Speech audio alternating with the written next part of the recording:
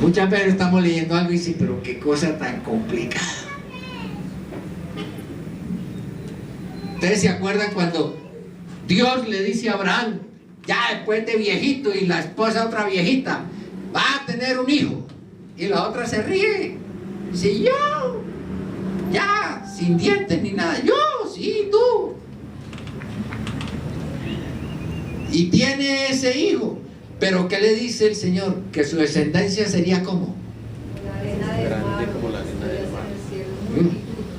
Y le dice, oye, ofréceme a tu hijo en sacrificio. ¡Wow! ¿Cómo así? Después de viejo me da un hijo. Me dice que voy a tener un... Y me dice, sacrifícamelo. Pero es que Dios no quería la muerte del hijo. Dios no quería la muerte de Isaac. Dios no buscaba eso. Una estrategia de Dios, ¿para qué? Para medir la fe de Abraham. ¿Cuántas estrategias Dios pone en tu vida para medir dónde estás parado? Te repito, la zaranda de Dios está así, moviéndose duro, con unos huecos grandísimos. Cuidado, te caes. Cuidado, te caes.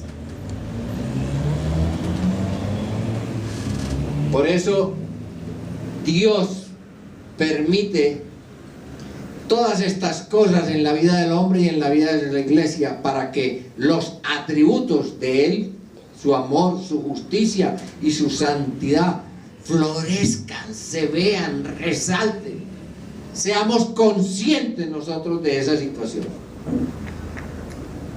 Siempre hay permanentemente un drama desarrollándose entre la luz y las tinieblas. Permanentemente.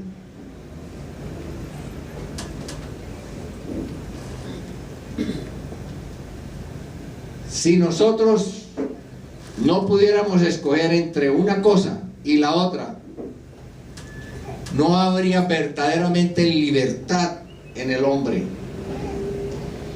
Y a veces Dios permite esas situaciones, esos momentos de maldad, para que nosotros seamos conscientes, para que nosotros podamos ver realmente la diferencia entre lo bueno y lo malo, entre estar de la mano de Dios, en el sendero de Dios, y estar en el pecado, estar en la oscuridad, estar en las tinieblas. Por eso en Romanos, en el capítulo 9, el versículo 22 y 23 dice: y que si Dios, queriendo mostrar su ira y hacer notorio su poder, soportó con mucha paciencia los vasos de ira preparados para destrucción, y para hacer notorias las riquezas de su gloria, las mostró para con los vasos de misericordia que Él preparó de antemano para gloria, a lo cual Él también ha llamado, esto es, a nosotros, no solo de los judíos, sino también de los gentiles. Ese misterio de la mano de Dios, siempre trabajando, siempre moldeando, siempre haciendo algo en la vida de nosotros, necesita tiempo. Tiempo.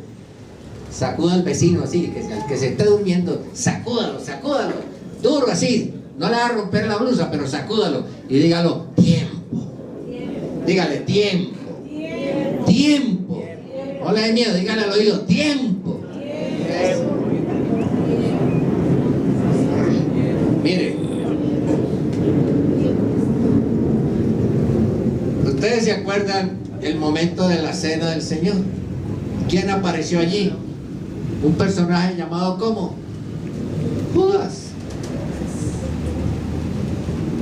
Judas estaba entre los 12. Tenía que estar allí. Había un propósito. Tenía que cumplirse unas profecías. Tenía que haber una forma de mostrar entre el bien y el mal. Y fue a través de Judas.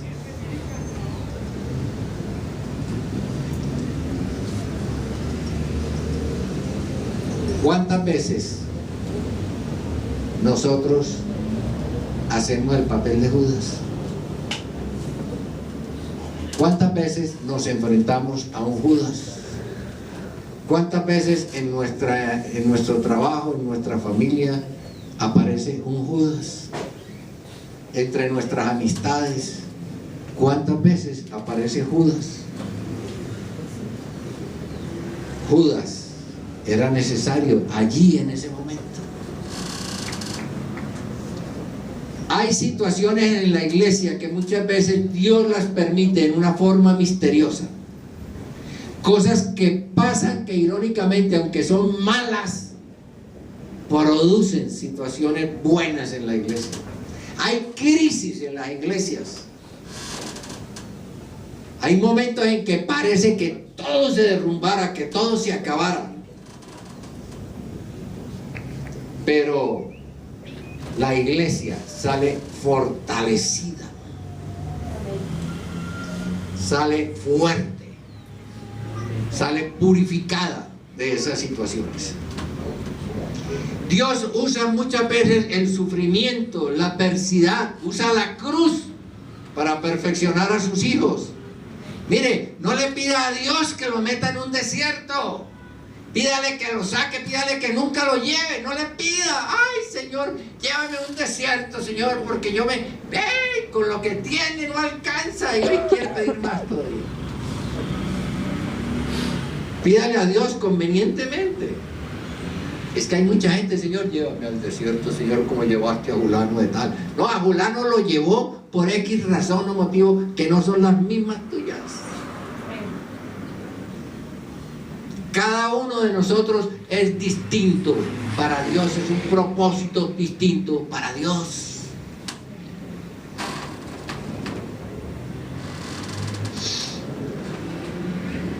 Yo creo que por medio de la cizaña, los hijos de Dios son obligados a desarrollar el verdadero carácter de Jesucristo.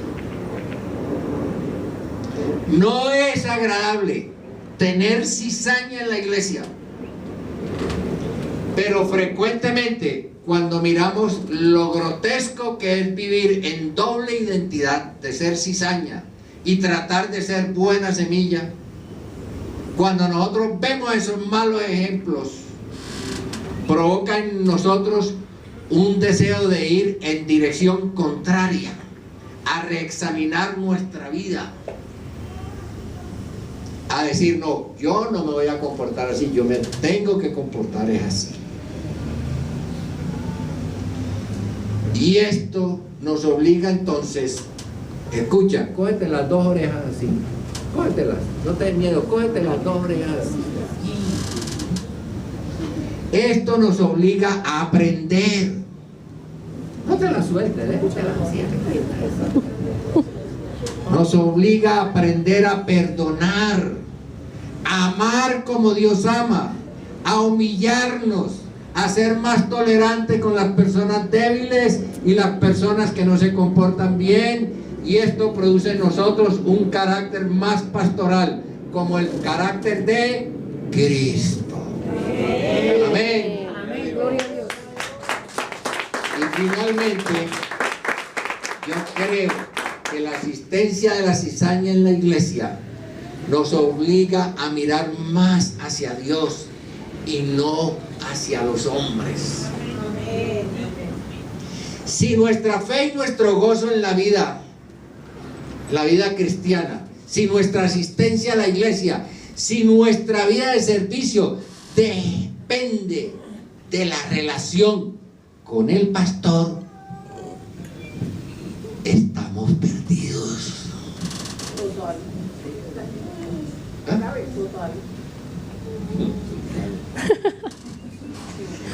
Seremos fieles mientras el pastor está ahí firme, sobándonos la cabeza, diciéndonos, ay, qué bonita la chaqueta y la cosa y tal, y no sé qué, y qué lindo, y como vino y tal. Pero ¿qué pasa cuando el pastor, como que no? Como cuando que no es un dichado de virtudes, cuando como que falla en algo. ¿Ahí qué pasó? Entonces, como tarea, se leen el capítulo 8 de Ezequiel en la casa como tarea. Entonces, si su fe está en el pastor y en que él se comporte como usted cree que se debe comportar, como usted cree que se debe comportar. ¿O qué pasa cuando hay errores gruesos que se cometen? Cuando un líder de la iglesia no se comporta como debiera, cuando hay divisiones en la iglesia y malos ejemplos, si su mirada está puesta en esas cosas, ¿qué va a pasar? Me va a reventar la tutuma. El hecho, entonces, de que ninguna iglesia es perfecta y que siempre hay imperfecciones en la iglesia, nos obliga a nosotros a poner nuestra mirada no en la gente, sino en Cristo Jesús. Vuelva y sacuda al hermano. Sacúdalo duro y dígale así a la cara, pero dígale bravo: no me mires, mira a Cristo Jesús. Vamos. Yo he aprendido un poquito de esto y para mí ninguna iglesia es perfecta. Los pastores cometen errores, los diáconos cometen errores, las iglesias fallan muchas veces, hay defectos en la casa de Dios, hay elementos de cizaña, y por eso es que nadie debe poner la mirada en el hombre, sino solamente en Dios. Amén. Es decir, en un sentido, si usted ve las cosas de esa manera, la cizaña nos hace más fuertes y nos obliga a decir: ¿sabe? No voy a mirar más al hombre, pero voy a amar más a Cristo y voy a poner mi fe en Él. Amén. Nunca se deje vencer por los malos ejemplos de la cizaña en la vida de la iglesia. Es más, le quiero decir esto: en la vida de la iglesia, a veces el trigo se va a comportar como cizaña y la cizaña como trigo. Y a veces lo que parece cizaña ahora, dentro de unos años, va a ser ¡wow! Algo grande para Dios. Y lo que ahora parece trigo, ¡wow! Tremenda cizaña. Y por eso es que uno tiene que ser tan cuidadoso y tan sobrio en cómo uno se conduce en la vida en la iglesia. Hay veces en que se requiere, escucha, un tiempo de proceso para que podamos descubrir verdaderamente lo que es cizaña y lo que es trigo. La respuesta del sembrador que le da a sus siervos es importante. En el versículo 29 dice: no corten la cizaña todavía, no sea que al arrancar la cizaña se arranque también el trigo.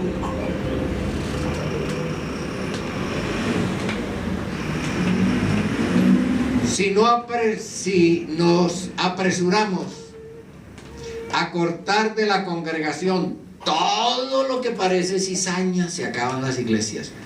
Podemos estar tronchando o obstaculizando el plan de Dios en una vida, porque en la vida de todo cristiano hay un proceso.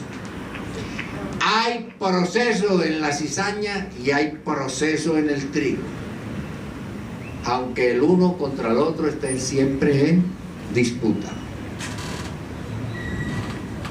Las piedras de tropiezo en la iglesia no son solamente aquellos que escandalizan a otros por medio de su pecado y su mal comportamiento, sino también aquellos que no. ¿Aquellos que qué? Que no. ¿Aquellos que qué? Que no muestran el amor, la misericordia y la paciencia de Dios en su trato con los hermanos débiles lentos y difíciles en la fe. ¿Quieren que le repita? Sí. Las piedras de tropiezo en una iglesia no son solamente aquellos que escandalizan a otros por medio de su pecado y su mal comportamiento, sino también aquellos que no muestran el amor, la misericordia, la paciencia de Dios en su trato con sus hermanos débiles, lentos y difíciles en la fe. Les hago una pregunta. Si en este momento, escúchame iglesia, escúchame,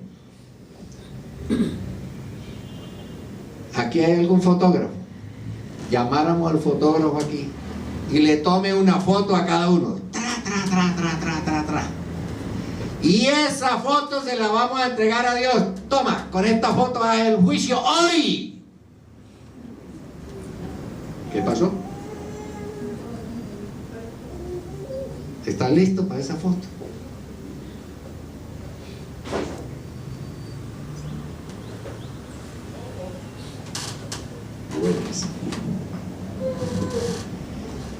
Hay veces en que Dios tiene trato diferente con ciertas personas y en ocasiones la gente va a caer, la gente se va a comportar mal en la iglesia, en ocasiones la gente se va a tener todo tipo de fracasos espirituales, y yo creo que se necesitan congregaciones pastorales que entiendan que el proceso del desarrollo de una vida incluye momentos de altura espiritual, pero también bajones espirituales, y que no podemos decir, mira, ese individuo hizo esto en ese momento, tenemos que sacarlo de la iglesia, fuera, escobazos. ¡Wow! Hay personas, como les he dicho, que están en un trato. Es un trato especial, personal de cada uno con Dios. Y nosotros tenemos que respetar ese trato de Dios con esa persona. Hay que darle tiempo a Dios a que haga su obra en esa persona. Amén. Es como cuando tú le estás pidiendo a Dios algo. No tengo a pagar la luz, pero es ya, o me da la plata ya, o no quiero saber nada de ti, fuera. No. Los tiempos son de Dios. Tú no sabes lo que está pasando con esa persona. Tengo una sobrina en Medellín que tiene un problema con el esposo. Si ustedes los hubieran visto, hubieran dicho, wow, ese es el matrimonio que yo quiero. Hasta que hace unos días el tipo le dijo, oye, ¿sabes qué? Ya no te quiero, chao, y se fue.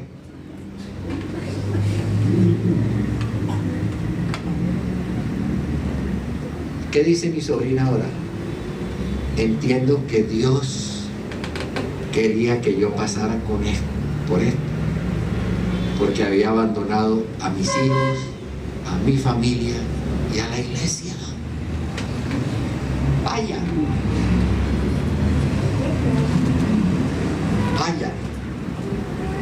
Una persona que había recibido una palabra, que Dios le había dicho, te tengo para esto, y este es tu ministerio, y esto es lo que tienes que hacer. Pero dejó todo porque no le interesaba sino la melcochería y la sensualidad y la sexualidad y todo con su marido. Lo demás no importaba nada. Pero Dios tiene un tiempo.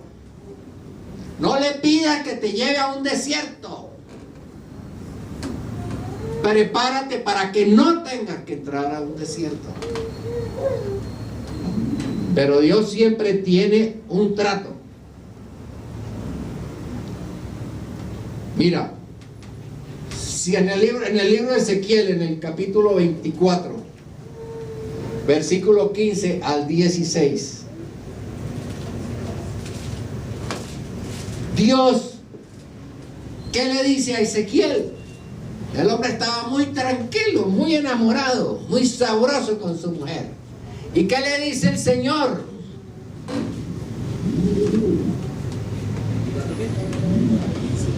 ¿Qué dice? Póngalo ahí, ¿qué dice? ¿Qué dice?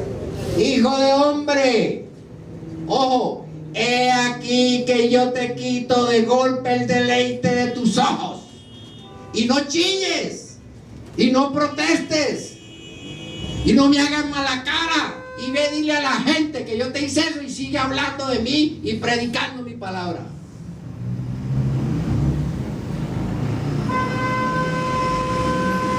¿Y cuánto nos ponemos de milindrosos con el Señor?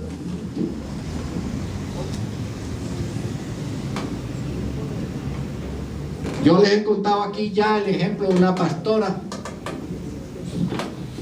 que vivía aquí en Bogotá, que se le murió la mamá. Y ella, el apoyo en todo sentido era la mamá. Y me llamaban y salgo yo, iba en la buseta. Ellos estaban viviendo en Chía. Y digo, y sí. Y ahora, a ver, ¿cómo que le digo? Y llega el Señor y dice, ¡dile! ¿Cómo así que le diga? ¿Cómo le voy a decir eso? Dile, y todo el camino es dile, y me bajé la buseta y dile, y llegué y dice, ¿dónde está Julana? En tal parte. El Señor te dice que te he quitado de golpe el deleite de tus ojos. ¡Pah! Uy, se quedó todo el mundo así, todo ese cuarto que estaba lleno, y ella tirada en la cama chillando, y se quedó, le acabaron las lágrimas.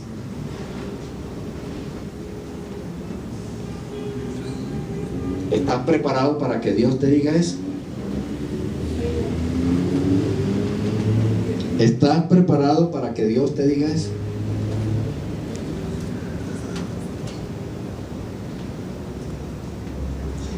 Ahora, esto que hemos hablado no quiere decir que no haya disciplina en la iglesia.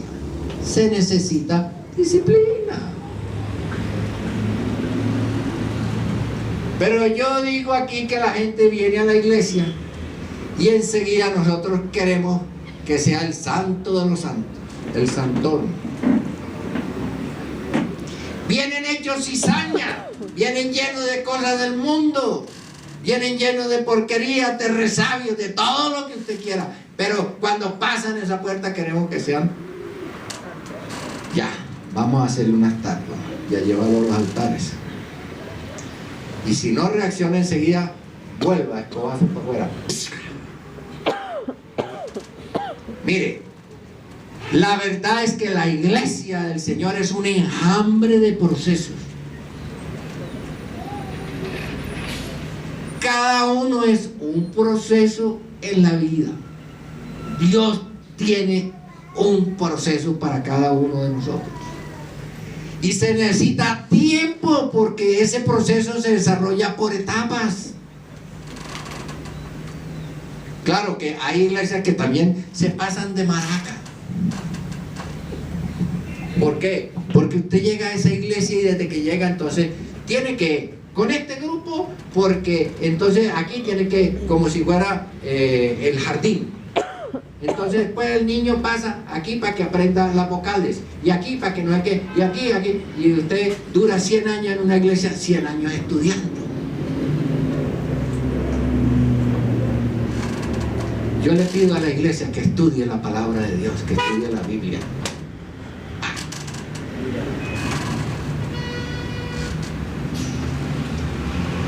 Yo creo que esa es la esencia del carácter pastoral para que se defina bien claramente. A veces yo me siento en una situación con los hermanos muy difícil.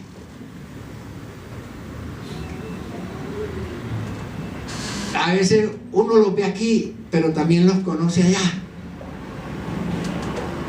¿No es cierto? Y en ese medio de esa situación hay unos que están, pastor, Mire, le aseguro, hermano, que la vida del pastor es bastante tenaz. En los 5 ministerios hay 2 ministerios que son los que más palo llevan: el pastor y el profeta. ¿Entiendes? El profeta, si no le dice a usted mañana eres millonario y te va a ganar la lotería y tienes casa y carro y no sé qué y tal, y lo exhorta, usted lo manda para allá. Y el pastor, si no atiende todo lo que usted dice, lo que usted piensa, lo que usted cree en medio de su corazón, que está entenebrecido, que está nublado, que está lleno de cosas, entonces, no, ese es el pastor. Y después empieza el pastor. Y la Biblia dice: ojo con el juicio de los pastores. Ese juicio es de Dios. Ese juicio es De Dios. de Dios. Ese juicio es de Dios. Mire, en un lugar como esto, donde hay tantos temperamentos, donde hay tantos modos de ser, donde cada uno tiene su problema, cada uno tiene su maleta, su paquete,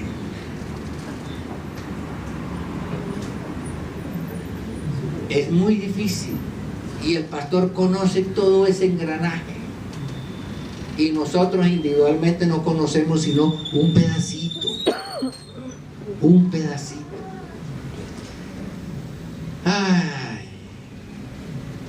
Hay hermanitas que quizás no tienen problemas con asuntos de sensualidad y mal comportamiento con los hombres, pero tienen una que yo preferiría que fallaran de pronto con lo otro, más bien que con eso. Cuando hay esas acusaciones, cuando hay esos problemas, es tremendo. Mateo 15. Mateo 15, versículo 10.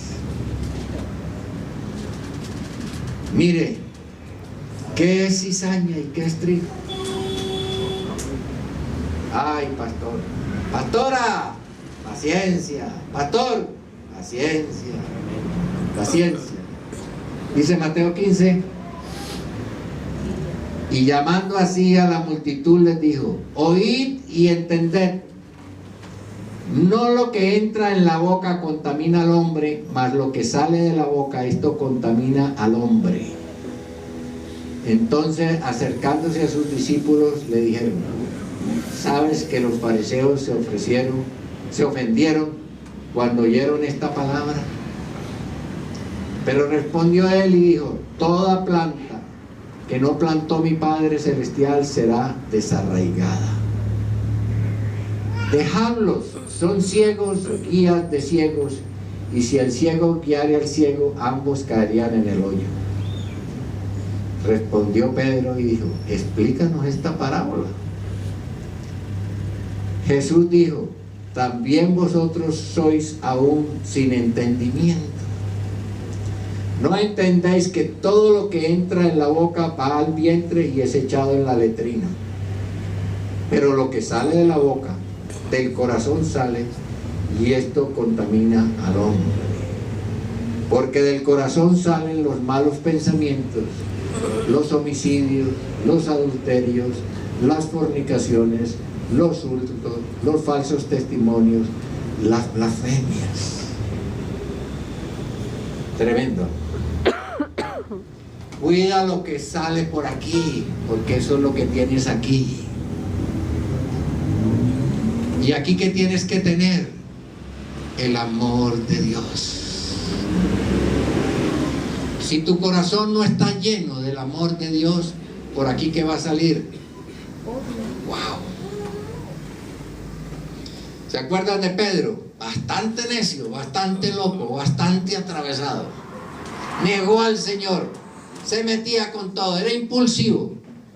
Pero Dios tuvo con él un proceso.